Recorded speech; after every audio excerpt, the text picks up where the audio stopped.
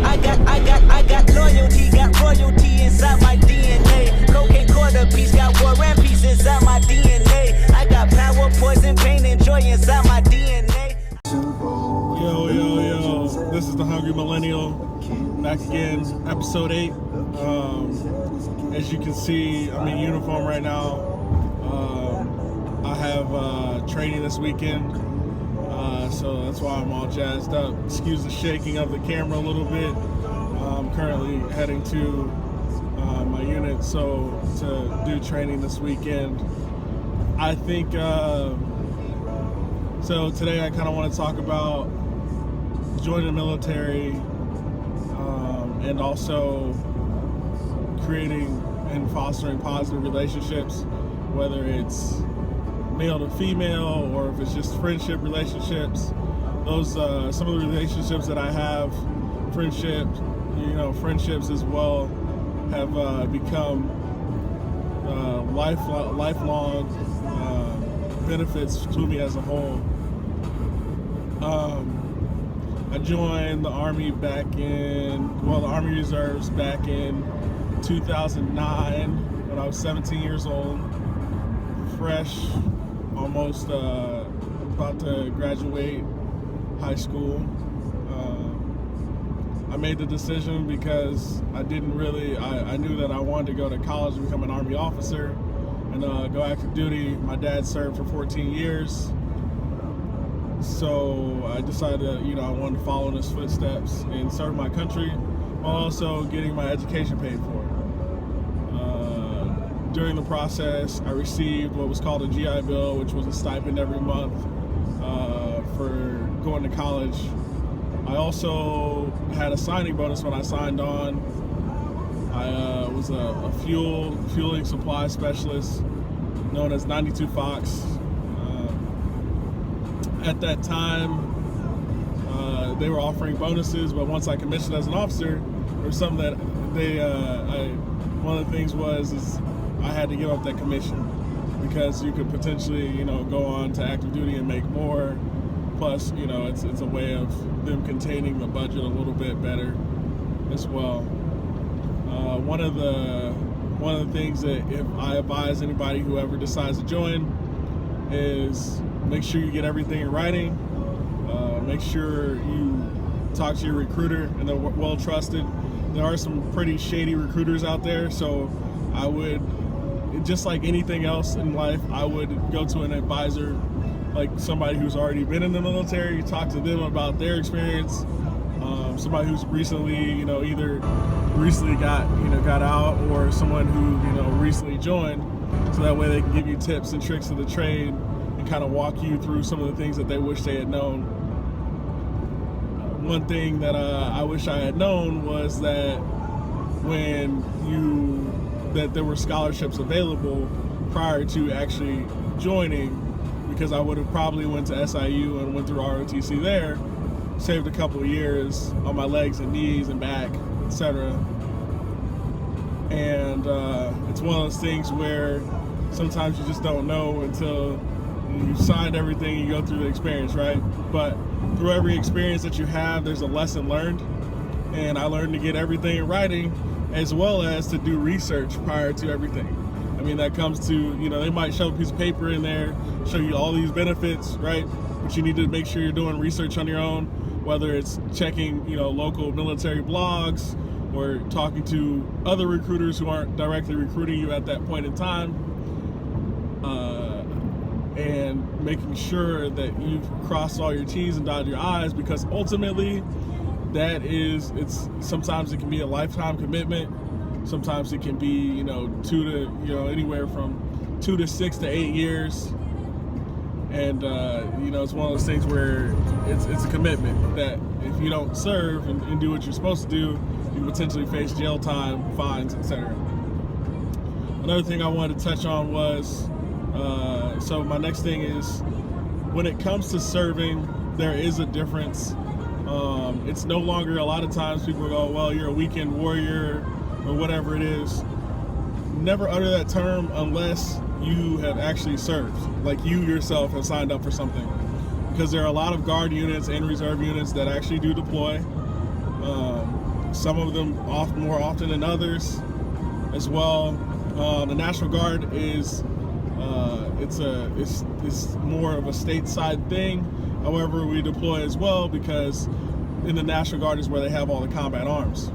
The Army Reserves, they have more of the support roles there, but as well as they also do have engineers in the Army Reserves, and combat engineers kind of fall in that boat as well. So, you know, no matter what branch that you decide to serve in or you decide to pick or choose, it's still a sacrifice. You're still going to go to, you know, schools that last anywhere from 3 to 6 months from time to time. You're going to miss holidays, birthdays, times going out with your friends. I think ultimately I've lost more friends because I've had to join the military because I couldn't go and do all the things that I wanted to necessarily do with the people that were going out or whatnot, which is fine. I mean, if those are the type of friends that you have and they're not going to be there, they're not going to, hey, you know, what are you doing this weekend? I know you had training last weekend or whatever. If they're not going to connect that way, then you probably don't need them. And ultimately, it's helped me create a lifetime of different friendships. One of my biggest friends, his name is Mike Bird. Very highly motivated individual. Been through some really tough times, tough experiences together. Whether it's me, you know, being crappy at land nav and him straightening me out, helping me get through that, or telling me, hey man, let's keep going, you know, on runs or something like that. Because we all have points of weakness, and sometimes it's that one individual that affects our lives that changes our life for a lifetime. You know, anytime, you know, when I'm struggling or something, I think, you know, in my mind, I'm like, what would Mike Bird do? And sometimes that gets me through.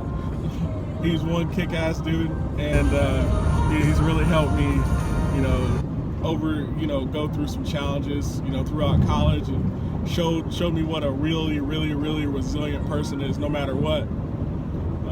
I struggled in college. I didn't know how to swim, and I had to take swim lessons at the local Y in Mattoon, Illinois, because I actually went to Eastern Illinois University. And so I would have to do that on top of going to physical fitness. And I was paying for my own lessons because the government didn't have much of a budget for it as well. But I ended up going through that. I ended up, you know, going and excelling at our summer camp prior to. At the time, the person that was in charge, the commander that was in charge, had ranked me in the bottom part of my peer group within that class. And by the end of the summer, you know, I'd come back and did things that were, you know, top 5, top 4, etc. And so that was a big growing point for me. I did learn that, you know, sometimes you need to show a little bit more face time to these people that are grading you. And it's all a part. I don't want to call it a political game. At the same time, if they don't know your face, they're not able to, you know, a lot of times give you a realistic assessment of where they think you are. Whether or not that actually reflects who you actually are as an individual, sometimes it varies. So it's better off to kind of be in the pool, you know, give that good face and then run with it. Another, you know, my, you know, 2 instructors that really affected my life in a very positive way. Shout out to Michael Gately and Daniel Alex, Captain Daniel Alex. He really, you know, those 2 really helped push me and push the limits that I knew in my personal self. So, you know, just make sure that you're fostering good relationships. And a lot of times it's just being around, having conversations, taking parts. There are a lot of times where I wish I would have been more of an extrovert when it came to being around groups. But I've always been kind of an introverted extrovert. So that was kind of one of, you know, my biggest downfalls per se. But sometimes it's better to, you know, be quiet, because you sit and you learn and you watch and you observe, and you're able to pick up on good habits or, you know, things that you probably shouldn't be delving in. As well as when it comes to, you know, I have a rocky history with relationships. For me, with relationships, it's been one of those things where, from a dating standpoint, you want to find somebody who, you know, you can be best friends with. but then somebody who, when, you know, trials or something hits, they're ready, because, you know, that butterfly type of feeling that you know, have when you first meet somebody, you first start dating them, that can disappear very, very quickly. So make sure you're being very aware of who you're intermingling with, who you create relationships with, because ultimately that person could be the person that helps bring you up, that person can be your downfall. So that's it for the Hungry Millennial today. I'm going to be gone this weekend training. We're heading up to Wisconsin for some type of training, and won't go into much detail there. But you know, have a great, safe weekend. Don't do anything crazy tonight. If you do, be safe about it. Anyway, this is the Hungry Millennial, episode 8. Tommy out. Like, share, subscribe. Find me on Instagram at OnTheSpotGuy. Like, share, subscribe. Send me questions as well, and I'll be sure to answer those. Thank you. I got